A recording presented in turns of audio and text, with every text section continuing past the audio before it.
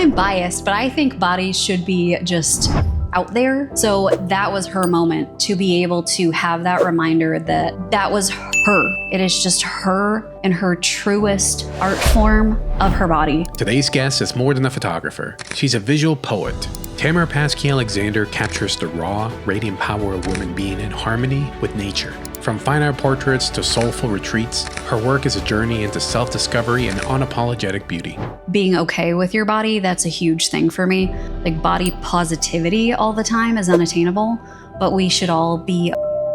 So when we got off that iceberg and I showed her the back of the camera, she just had tears streaming down her face. So what do you have planned for the coming future? I really would love to get into. Okay. Let's rock and roll. All right. Thank you for having me. Thank you for coming. Your studio is absolutely beautiful. How long did it take you to put this together? 4 days. 4 days? How in the heck did you do that in 4 days? I have no chill whatsoever. So I had a studio across the road. So moving here wasn't terrible, but we had a client booked on that Friday in the old studio. And then we had another client booked here on the following Tuesday. So we moved very fast. I had movers to do all the heavy lifting, but I did all of the gold panels out in the Versailles room, a lot of the painting I did myself, and it just was kind of backbreaking, but also a really good feeling to see it done that quickly. In 4 days. Yeah. The ADHD creative in me was just like, oh, I did that. And it actually looks really good finally. So yeah. This is not your first studio. How many students have you had? Oh gosh, 5 or 6. So I originally started out in Kentucky in a tiny little studio that I lived in, and I had just a single closet for my stuff and nobody knew I lived there. So that was in 2010. I had another studio in Leavenworth, Kansas. My third was in Kansas City. Then I had one studio here in Dallas for a year.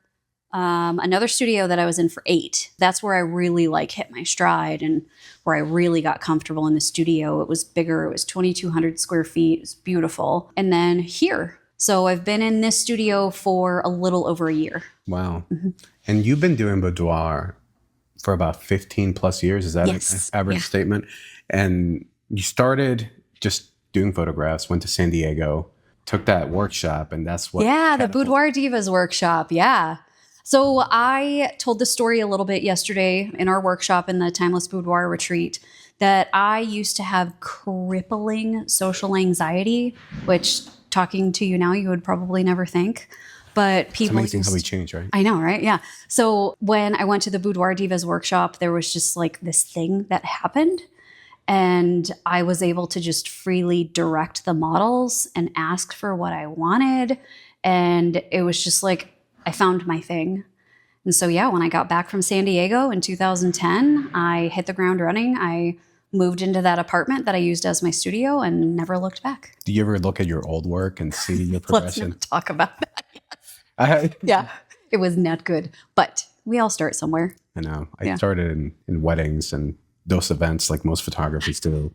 I don't know how people paid me for some of the stuff I did because I'm like, oh my God, I didn't know anything. Yeah. I got lucky one too many times, and thank God I pulled out of that before it got bad. But we're also our own worst critics too. So you might think the weddings were terrible, but I bet the bride and groom or whoever you were working with still looks back and they're like, these are amazing. Because same with my models and clients once upon a time, where I look back on it and I'm like, oh God, I hope this never sees the light of day. But sometimes I'll see them post those photos on their Facebook and they're like, this was such a cool experience. I'm sure it's very empowering for them. And I mean, all of this, Boudoir, I've come to learn that it's a very empowering medium. Yeah. Tell me something. Can you tell me, I'm sure you've had many transformative sessions with people. Oh, yeah. What is one that sticks out to you that really has carried with you through all these years? It's a little heavy. If you're ready for it. We're sitting. We're good. Okay. So I have sexual assault trauma in my past, as do many women, as do way more women than there should be. So that is something that I find happens in the studio a lot, is that they open up with me and I start to hear their stories. Sometimes stories that have never been told to anyone else before. So a client that came to me about 4 years ago was from another country originally, and she moved here with her husband when she was 15, if that tells you anything. Yeah.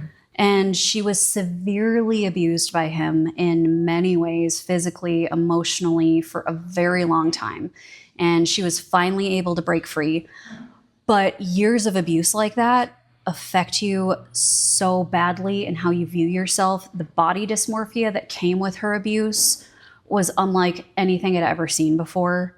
And I've experienced that a little bit myself, but her situation was just heart-wrenching. So she didn't tell me right off the bat. She didn't tell me this story during hair and makeup like a lot of my ladies do. It happened right before we went into her fine art nudes. So we were doing her normal outfit changes in the beginning of the shoot, and then usually second or third, we move into the fine art nudes. And she said, "It's just us. I've got to tell you, I'm really scared, but I think I really need to do this for myself, and I'm really comfortable with you." And she just opened up and told me everything that happened. And we just like sat down on the ground in the closet together, it's a big room. We weren't actually sitting in a closet, but we were sitting on the ground together, just crying and hugging. And she was just naked and vulnerable, but it was like the most freeing thing for both of us. I told her my story too. So we fixed the makeup a little bit. We went out, we did her fine art nudes, and those were the ones that made the biggest impact for her. And those are the ones that make the biggest impact for almost all of my clients. Because yes, it is you at your most vulnerable, but it is also you at your most powerful too, because you're fully owning your body. Am I allowed to cuss on your podcast? By all means. Okay, that is when you're in fuck it mode at the end of the shoot, when you're like, okay, you know what? Screw it. I just want to run around naked. So that was her moment, to be able to have that reminder that that was her, truly her. There's no outfit covering her. There's nothing I'm focusing on in the background. It's a very simple fine art nude. It's not overtly sexual. It is just her in her truest art form of her body. So when she has those bad days of body dysmorphia or feeling like she doesn't own her body, like somebody took it from her, she's able to pull up her phone, flip through her album, and look at her nudes and be like, no, I own my body. That's me. Wow. That is a fascinating story. Very emotionally impactful. How was the showing when you show her the images, the reveal? How did that go? A lot of tears. Yeah. Good tears. Very happy epiphany tears. Yeah. Yeah, she reclaimed her femininity, I'm sure, at that point, because it just validated that you made her feel comfortable. And now she sees herself, and these albums are absolutely gorgeous. Yeah. And with your workshops, how do people that want to get into this genre of photography, what kind of personality do you have to be able to manage that type of dynamic, right? Because people come here hoping to either, I don't want to say the word fix. It's not a good word to use. Transform. Thank you so much. They want to transform from where they are to the next stage in their life. Yeah. How do you help someone understand the responsibility that comes with Boudoir? So a lot of creatives, especially photographers, because we're choosing the field that we work with people one-on-one, a lot of us have an empathy bone in our body. And a lot of the times it's a pretty strong one at that. So I don't struggle with that in people that are wanting to get into boudoir photography very often. But if there is somebody that I'm finding that I'm teaching or that I'm talking to online or that I experience in somebody else's workshop, if they're not quite getting it and I see that they're shooting from a more sexual perspective and it's more of just a visual gratification perspective, I can always just tell a story of one of my clients and how it transformed them, and everybody gets it. Like, the weight of what we carry for our clients is so huge. So when I'm able to tell somebody like that, a beginning photographer, that you literally hold their self-confidence in your hands, they're usually like, oh, whoa, okay. I'm going to take that responsibly. I'm going to do something with it. You have to be responsible with it, because you can either make them or break them. Yes, exactly. Yeah. It's incredible. It's incredible. It's an incredible, very powerful That's why I do facet only of this. I was going to wonder, outside of Boudoir, do you photograph anything else, or is that? Well, so I do my fine art nudes in nature, but I mean, with a lot of awards competitions, a lot of people classify fine art nudes in nature in the boudoir category. I think pretty much any expression of a nude woman's body is kind of all in the same category together. But yeah, I mean, working with women one-on-one in basically various states of undress and vulnerability is what I love. But I don't do weddings. I certainly don't photograph children. No, thank you. I tried newborns maybe once upon a time in like 2009. It wasn't for me. It just is working with women one-on-one that really does it for me. No, it's your niche. It's your niche. No pets, huh? No dogs or cats. I photograph my own dogs, but no. Oh, we love doing that. Yeah, of course. I have so many photos of my dogs, my cats. It's there are test subjects for that. They are. You just literally ended your workshop. Yes, I did. Just an hour ago. Like hour 30 minutes ago or so. Tell me, what is your workshop? What do you pass on to your students or the people that come to see you from all parts of the country? Yes. So Kate Scaglione and I taught the Timeless Boudoir Retreat. We originally called it the retreat because we were going to have it at a mansion in Northeast Texas. But we got a lot of feedback and we decided to move to my studio because people wanted to see where I actually operate my business. I have my full ordering room here and I love decorating. I mean, you've seen the studio. Yeah, it's fascinating. I have vintage vibes everywhere. So one of my passions is styling and interior decor for timeless and vintage vibes. So being able to style my clients our models out of my client closet with all of the pearls and the vintage stuff and the lingerie, and then pairing it with all of my chandeliers, it just so cohesively came together perfectly. So in our 2-day workshop, we taught a little bit of everything, but the things that we had no desire to get into were marketing and pricing. Okay. Because I feel like those are a little bit more logical. They're a little bit more clinical, if you could say. And I'm in my woo-woo era. I'm what in is that? my I want to create and be an artist era. So I hustled for a long time. I made a lot of money. I did very well. I completely burnt myself out. So one of the classes that I taught was a niche within a niche. So finding your space within boudoir photography.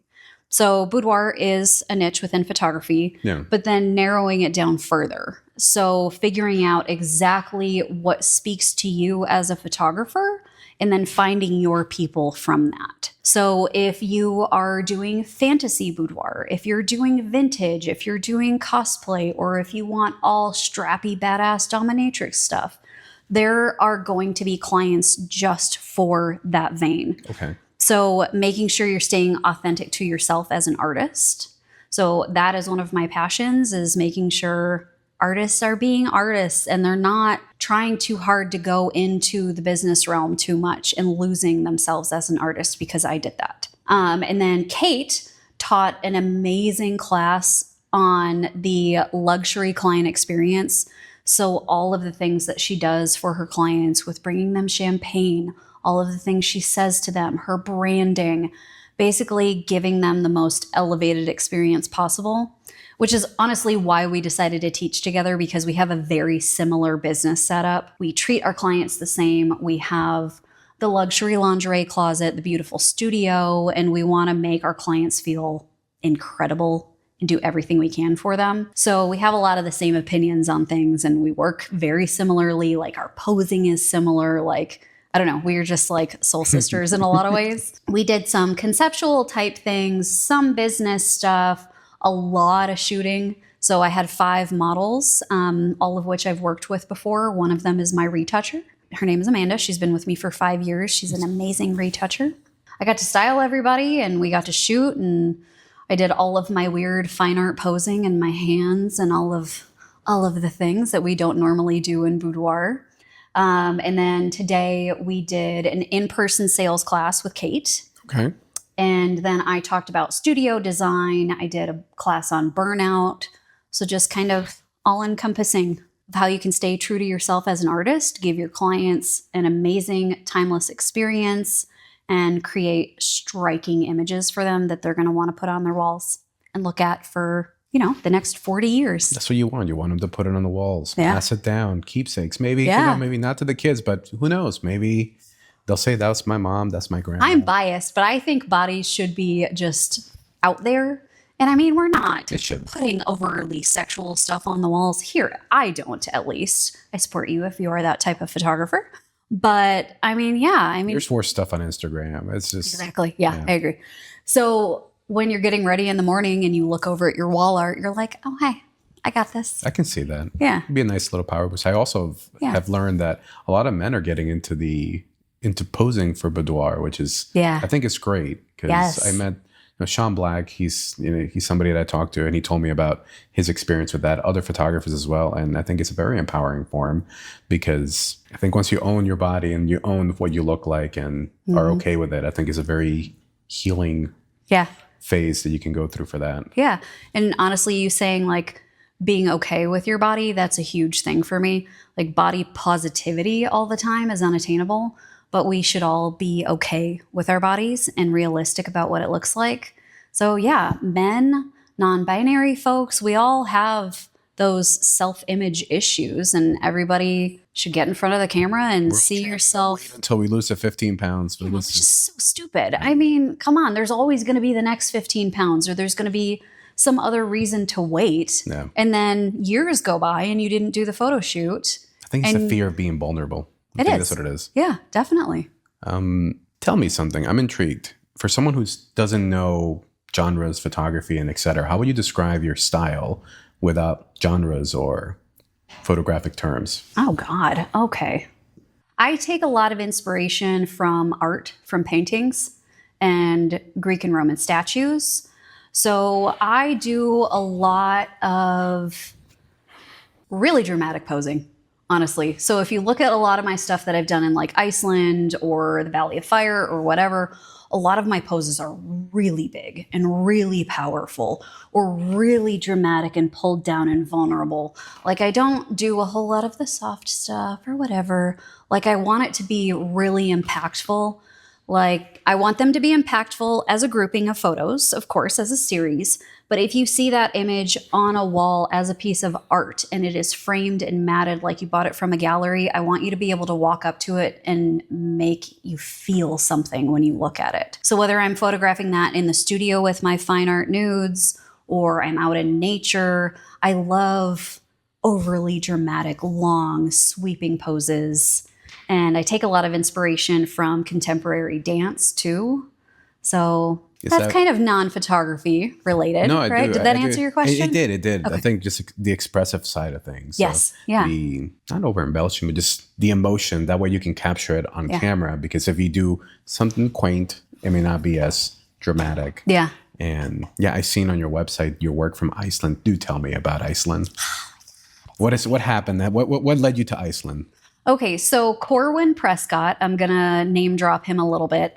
I went to his workshop in Iceland in 2019, and I had followed him for a little while, and I loved his work. And I had done some of my own fine art nudes in nature a little bit here and there, but I really never did anything with them.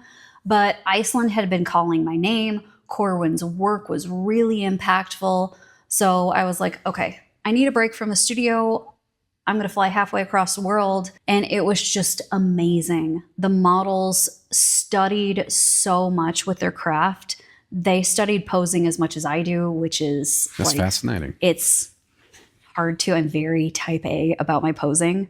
So being able to go and photograph these models that knew their bodies so well and they studied as much art history as I did, and being able to just put them in these amazing locations in mountains, icebergs, waterfalls, all of the things. It just like blew me away getting out of the studio, doing something completely different. And that was all she wrote. And I have just like gone full force into it. I had to get out of burnout. It took a lot of time and a lot of work, a lot of very hard work getting through burnout. But now that I have a lot more perspective, I'm making way more of an effort to go out and photograph my fine art nudes in nature and just really put a lot of myself into it, because that's the work that I want to look back at when I'm 80 and be like, I did that. Yeah. I took the leap to go and put a model on a chunk of ice in the middle of a lake. Who does that? And nobody died, and it was great.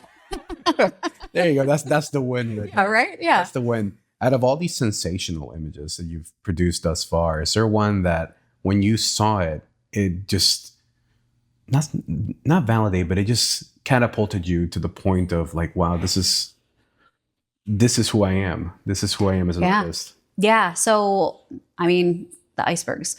So when I took a group of photographers to Iceland in August this past year, I had already done this once before in June, just a few months prior, because I wanted to test it out. I approached the company that runs the boating. They're the big tube boats. I don't remember what those are called. I don't remember either. Yeah, I don't know. I don't know. They're the big tube boats. So they go out in the glacier lagoons. And so I emailed them and I was like, hey, I know this is a crazy request. Would you be willing to take us out on the boats and help me get a model onto the iceberg in the middle of the lake? I understand the safety risks. I will follow your lead. I will pay you what you are worth. I just want to try it. And the guy came back immediately and he was like, sure. I've never done it before, but let's try. Nice. And he had run his company for a long time. He understood how the icebergs work, like which ones were safe, which ones could be really potentially dangerous. Yeah, so I learned a lot from him. So when I did the one in June, I had full sun. I was really struggling with the full sun on the white ice and everything was bouncing. I like work that's a little bit darker and moodier most of the time. So when we went back in August, when I took the group of photographers for the retreat, it was perfectly overcast. It was like misting a little bit. So the clouds were really heavy over the mountains behind the glacier lagoon. And we went out, we put the models on the iceberg, and it was just like so perfectly framed. And you could see the glacier in the background. And it was just all of the gray and blue tones and the dramatic poses. And that was just like, that was it. Like, I don't know if I can replicate that again. I'm going to try. But yeah, those are like the images where I'm like, this is what I wanted my entire career. This is what I've worked for. I probably didn't know it earlier in my career that that's what I wanted. But like, if I'm ever doubting myself, those are the ones that I pull up. Nice. I'm like, okay, I can do this. Of course. I'm not a terrible photographer anymore. I've gotten there finally. Yeah. It's like this is it. This spot is this spot. That's been fantastic. Yeah. I mean, the fact that you took, they say what, you take big risks, you get bigger rewards. That was a big risk. It was a very scary risk. But the models were completely down. They were like, hell yes, I want to do this. And I was like, okay, we're going to time you. We're putting a timer on the phone. You are coming back out in 3 minutes. You are not going to lose a toe. That's a timeless keepsake for that. For you and as well. So. Yeah. So Svala is one of the models that I work with in Iceland. Her name is Icelandic Selkie. I'll give her a shout out. She has been modeling with Fine Art News and Nature in Iceland for minimum 10 years. She's never done that. So when we got off that iceberg and I showed her the back of the camera and we just started touring around, like the captain just took us around just for fun. Like we were done shooting. She just had tears streaming down her face and she was like, this is amazing. And I was like, okay, stop, I'm crying too. Like, yeah, it was an amazing experience. It's really great. Now I did hear that you're looking to now get to your next phase. Yes. So what do you have planned for the coming future? So yeah, it's been weird. A little existential crisis, midlife crisis. I don't know what you want to call it. So I've run the Boudoir studio for 15 years now, and I've been wanting a change for a while. Like I've downsized my staff like crazy. I have really stopped taking clients. And now that I've gotten through burnout successfully. I've learned so much more about myself, really concrete in who I am as a photographer. I don't have a lot of insecurities anymore. So I'm not worried about competition anymore like I used to be. So now I'm the opposite and I just want to share everything. So teaching is just something that feels really good to me now. And watching the photographers that I'm helping have those aha moments that I remember having so many times throughout my career, like I just want to help and I just want to be able to give them a lot of those things and save them a lot of heartache and headache from a lot of the things that I learned through trial and error that like I probably crashed and burned more times than I can count.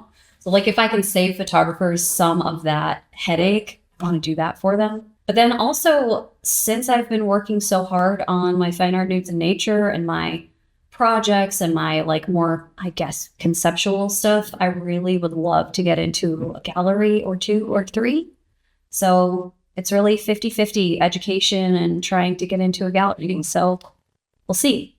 Both are pretty foreign to me. Both are, I've taught a little bit and I've taught my employees and I've done mentorships and some workshops and stuff, but really I'm pretty new into education and very green with the gallery stuff. So sounds like an exciting venture. Like yeah. And by you helping others, teaching others, it's like you're sprinkling a little bit of yourself to then help transform more people, more women, or men, or whoever else they want to photograph. Yeah. So I think it's very noble. It's a way of giving back after all these years of doing a lot of burnouts and not burnouts. Yes. And whatnot. Yeah.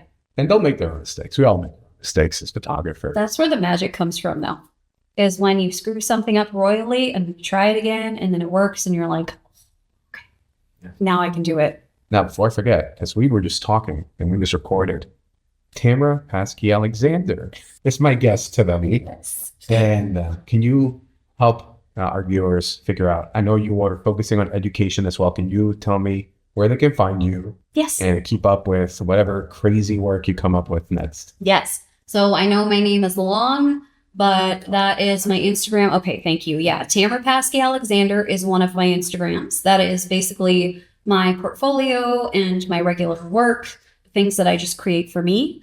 And then Tamara Paskey Education is where I am posting more of my retreats, workshops, online courses, things like that.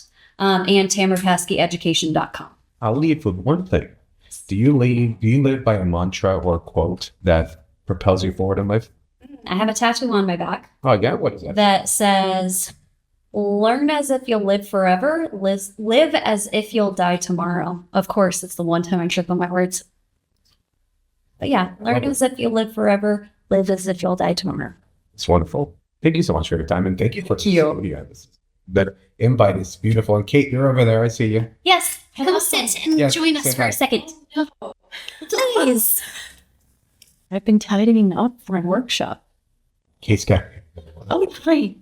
So it's been an amazing workshop. Yeah. It's been a year since I've seen her. Can you believe that? Really? I can't believe it's been a year, but that was a great conversation. It was. I enjoyed it a lot. Yeah. I still remember all the transformative stories she told me. And I forgot the name, but the lady that that came from Africa, what was her name again? That you did her photo.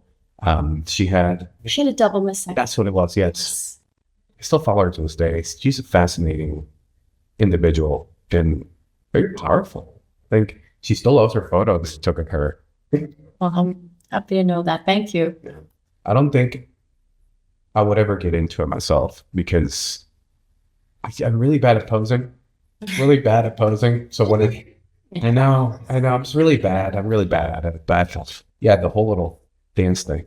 I'm gonna have to start to steal some of that to be able to get people a little bit more comfortable. But no, I think I know where my forte lies, but it's a very educational genre. I think our niche is often misunderstood, and it's even misunderstood even within the industry conferences and things like that. There's a real fear about what it means and what it's going to look like and what's the optics to the larger audience. And when you speak to people like us, you understand why we're doing it and that it is really truly a form of art, Yeah. It's therapeutic too.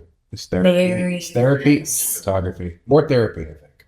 Mm-hmm. Yeah. So because you have to let people feel comfortable and vulnerable to be able to reach that next stage. So. Yeah. You have to give a lot of yourself, but you get a lot back. Well, thank you for inviting me. Thank you for having me. And, thank you. Are you going to imaging or no? I think so. I think I'm going to try to go Monday. Yeah. Okay. You'll see me there. I'm heading home, but I'm going to send a lot of people your way to talk to you. I think they'd love it. Well, this is wonderful. I feel like I got to meet you, and we'll be in touch. And with John and No, Right. yeah, Small world. small world. So